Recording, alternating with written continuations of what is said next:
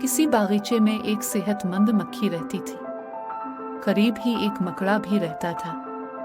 वो इस मकड़े के जाल वाले घर के पास से रोज गुजरती, लेकिन कभी जाल में न फंसती। मकड़ा बहुत दिनों से इस मक्खी पर नजरें लगाए बैठा था।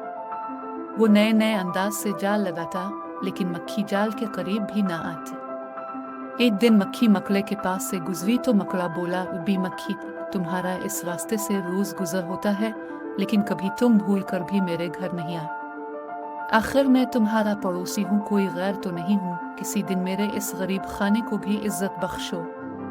मकड़े की बात सुनकर मक्खी बोली, जनाब, किसी और को बेवकूफ बनाइए। मैं तो आपके जाल में आने वाली नहीं हूँ। जो भी आपकी सीढ़ी पर चढ़ा फिर कभी नहीं याद रहा। वाह बी मक्खी, मैं तो आपकी खातिरदारी करना चाहता था, वरना मेरा इसमें क्या फायदा। अगर थोड़ी देर मेरे घर में ठहर जाओगी तो इसमें 12 किया है।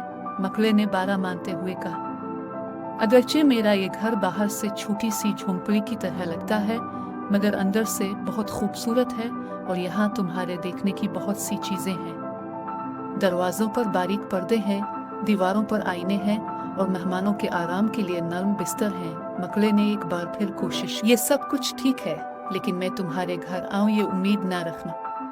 तुम्हारे नरम बिस्तरों से अल्लाह बचाए। जो उन पर एक बार सोया फिर कभी अलिफाटे ना सका। मक्खी ने साफ इनकार करते हुए कहा। मक्खी की बात सुनकर मकड़ा सोचने लगा कि इस मक्खी को किस तरह पेनसूं, ये तो बहुत ही चालाक है। फिर मकड़े के जहन में एक तरकीब आई।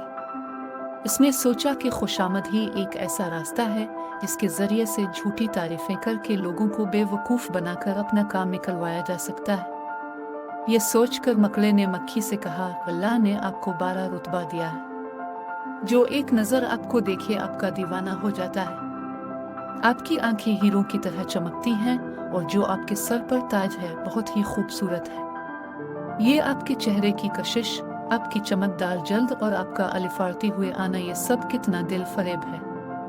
मक्खी ने जब मकड़े की खुशामद सुनी तो नरम पड़ गई और कहने लगी, मुझे वैसे तो अब से कोई खतरा नहीं है और बार बार इनकार करना अच्छा नहीं लगता। आप इतना इसरार कर रहे हैं तो मैं आपका दिल तोड़ना नहीं चाहती। ये कहकर मक्खी अपनी जगह से अलिफा। जैसे ही वो मकड़े के पास आई, मकड़े ने अलिफा चलकर उसे पकड़ लिया। मकड़ा कई रोज से भूखा था, अब उसने आराम से बैठकर जरा सी देर में मक्खी को चट कर लिया।